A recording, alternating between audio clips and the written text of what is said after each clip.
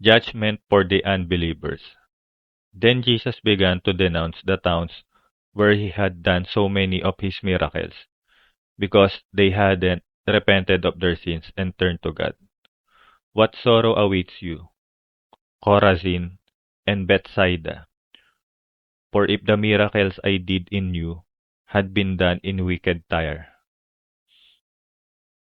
and Sidon, their people would have repented of their sins long ago, clothing themselves in burlap and throwing ashes on their heads to show their remorse. I tell you, Tyre and Sidon will be better off on judgment day than you.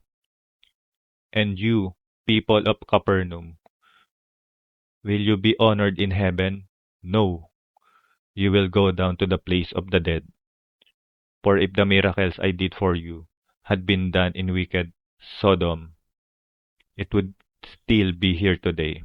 I tell you, even Sodom will be better off on judgment day than you.